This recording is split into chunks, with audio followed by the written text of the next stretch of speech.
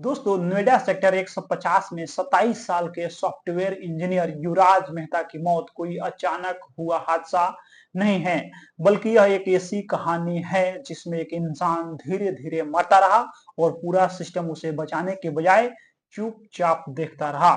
17 जनवरी की रात युवराज गुरुग्राम से अपने घर लौट रहा था। कोहरा बहुत घना था। सेक्टर 150 के पास एक खतरनाक यू टर्न है, जिसके आगे डिवाइडर और उसके पीछे पानी से भरा गहरा गड्ढा है। कोहरे की वजह से युवराज को यू टर्न दिखाई नहीं दिया। उसकी कार सीधी जाकर दीवार से टकराई और नाले को पार करते हुए पानी से भरे गड्ढे में जा गिरी। रात करीब 12 बजे युवराज उस गड्ढे में गिरा। गड्ढे में 20 फीट से ज्यादा पानी था। शुरू में युवराज होश में था। उसने मदद के लिए आवाज लगाई, फिर अपने पिता राजकुमार मेहता को फोन किया। फोन पर वह बार बार कह रहा था, पापा, मैं डूब रहा हूं, मुझे बचा लीजिए, मैं मरना नहीं चाहता हूं। पिता यह सब सुनते ही घर से दौड़ पड़े। उन्होंने 112 नंबर पे पुलिस को फोन कर दिया। करीब 12:30 बजे पुलिस के पास सूचना दर्ज हो जाती है, लेकिन मौके पर पहुंचने में पुलिस को 20 मिनट से ज्यादा समय लग जाता है। जब पुलिस पहुंची तब भी युवराज जिंदा था। घना कोहरा था, अंधेरा था, पानी से भरा गड्ढा दिखाई नहीं दे रहा था। युवराज कार के अंदर से निकलकर किसी तरह कार की छत के ऊपर गया। वह छत पर बैठकर मदद मांग रहा था। अपने पिता से फोन पर जुड़ा हुआ था। पिता और बेटा दोनों मोबाइल पर एक दूसरे की आवाज सुन पा रहे थे, लेकिन कोहरे की वजह से देख नहीं पा रहे थे। बेटे ने मोबाइल की फ्लैश लाइट भी जलाई ताकि पिता उसे पहचान सके, लेकिन वहां मौजूद सिस्टम कुछ नहीं कर पाया। पुलिस ने हाथ खड़े कर दिए और जिम्मेदारी रिस्पॉन्सिबिलिटी फायर ब्रिगेड और एसडीआरएफ पर डाल दिया। फायर ब्रिगेड आई, एसडीआरएफ भी आई, लेकिन आधी अधूरी तैयारी के साथ। रस्सी फेंकी गई, लेकिन रस्सी युवराज तक पहुंच ही नहीं पाई। सब किनारे खड़े रहे। उसी दौरान वहां से गुजर रहा एक डिलीवरी बॉय मुनिंदर यह सब देख रहा था। उससे रहा नहीं गया। जिस ठंडे पानी से डरकर सरकारी टीमें किनारे खड़ी थी, मुनिंदर उसी पानी में कूद पड़ा। करीब आधे घंटे तक वह युवराज को ढूंढता रहा, लेकिन अंधेरे और कोहरे की वजह से उसे कुछ दिखाई नहीं दिया। आखिर वह बाहर आया। कम से कम उसने इंसानियत तो निभाई। रात करीब 1:45 युवराज का फोन अचानक बंद हो गया। यही वह वक्त माना जा रहा है जब युवराज डूब चुका था, यानी करीब 2.25 घंटे तक वह जिंदगी और मौत के बीच संघर्ष करता रहा, मदद मांगता रहा, लेकिन कोई उसे बचा नहीं सका। जीते जी तो युवराज को नहीं बचाया गया, लेकिन मरने के बाद भी उसकी लाश निकालने में 4 घंटे और लग गए। सुबह करीब 6 बजे जब 80 के करीब पुलिस, फायर ब्रिगेड और एसडीआरएफ के जवान मौके पर थे, तब युवराज का शव बाहर निकाला गया। युवराज गुरुग्राम की एक कंपनी में सॉफ्टवेयर इंजीनियर था। उसके पिता स्टेट बैंक ऑफ इंडिया से डायरेक्टर पद से रिटायर हो चुके हैं। मां का कुछ साल पहले निधन हो गया था। घर में पिता और बेटा साथ रहते थे।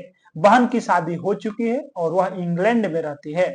उस रात युवराज बस अपने घर पहुंचने ही वाला था, लेकिन एक गलत मोड़, घना कोहरा और सिस्टम की नाकामी ने उसकी जान ले लिया। युवराज की मौत के बाद अब इस मामले में एक और बड़ा खुलासा सामने आया है, जिसने पूरे सिस्टम की पोल खोल दिया है। जांच में पता चला है कि जिस जगह यह हादसा हुआ, वहां से जुड़े बिल्डर पर नोएडा प्राधिकरण का करीब 3,000 करोड़ रुपए का बकाया है। यही नहीं, इन बिल्डरों के खिलाफ पहले से कई शिकायतें दर्ज थीं, लेकिन इसके बावजूद न तो बकाया वसूला गया और न ही इलाके की सुरक्षा को लेकर कोई ठोस कदम उठाया गया। एफआईआर में जिन 2 बिल्डर कंपनियों के नाम दर्ज हैं, वे लंबे समय से प्राधिकरण की नजर में थीं। भारी बकाया होने के बावजूद उनके प्लॉट खुले पड़े रहे। पानी से भरे गड्ढे, खुले नाले और बिना किसी चेतावनी के सड़कें बनी रही। सवाल यह है कि जब प्राधिकरण अपना पैसा तक नहीं वसूल पाया, तो आम लोगों की सुरक्षा की रिस्पॉन्सिबिलिटी वह कैसे निभा सकता था। जानकारी के मुताबिक 7 जुलाई 2014 को लोटस ग्रीन बिल्डर को स्पोर्ट्स सिटी परियोजना के लिए जमीन अलॉट की गई थी। नियमों के मुताबिक इस जमीन पर खेलों से जुड़ा बुनियादी ढांचा बनना था, लेकिन आरोप है कि बिल्डर ने इस जमीन को अलग अलग लोगों को बेच दिया। यह सिर्फ नियमों की अनदेखी नहीं थी, बल्कि बड़े स्तर की वित्तीय गड़बड़ी का मामला भी बनता है। इसी वजह से अब इस प्रकरण में सीबीआई और ईडी की एंट्री भी हो चुकी है।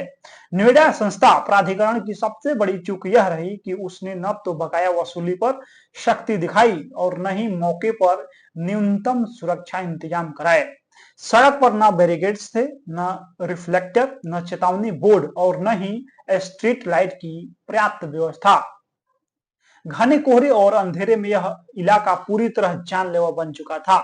इसी लापरवाही की कीमत युवराज को अपनी जान देकर चुकानी पड़ी। प्राधिकरण के एसीईओ सतीश पाल ने बयान दिया है कि पूरे मामले की जांच की जा रही है और एक जूनियर इंजीनियर को हटा दिया गया है। उनका कहना है कि जांच के बाद ही साफ होगा कि चूक कहां हुई। साथ ही यह भी कहा गया है कि बिल्डर का बकाया वसूली का मामला पहले से चल रहा है, लेकिन लोगों का गुस्सा इस बयान से शांत नहीं हुआ है, क्योंकि सवाल सिर्फ कार्रवाई का नहीं बल्कि समय पर कार्रवाई न होने का है। सेक्टर 150 के स्थानीय निवासियों ने हादसे से पहले कई बार प्राधिकरण को लिखित शिकायतें दी थी। इन शिकायतों में साफ तौर पर कहा गया था कि सड़क पर स्पीड ब्रेकर लगाए जाएं, रिफ्लेक्टर और चेतावनी बोर्ड लगे, खुले नाले बंद किए जाएं और पानी से भरे प्लॉट साफ कराए जाएं।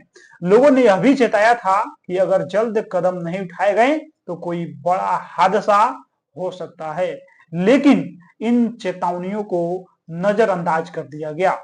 स्थानीय लोगों की मांग पर दादरी से विधायक तेजपाल नागर और सांसद महेश शर्मा ने भी नोएडा प्राधिकरण को पत्र लिखा था। इन पत्रों में सेक्टर 150 की खराब ट्रैफिक व्यवस्था और गंभीर सुरक्षा खामियों का जिक्र था।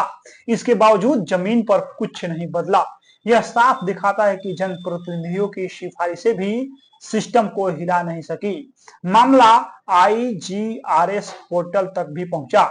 वहां शिकायत दर्ज होने के बाद जिम्मेदारी सर्किल 10 से ट्रैफिक सेल पर डाल दी गई और ट्रैफिक सेल ने अपनी जिम्मेदारी से पल्ला झाड़ लिया।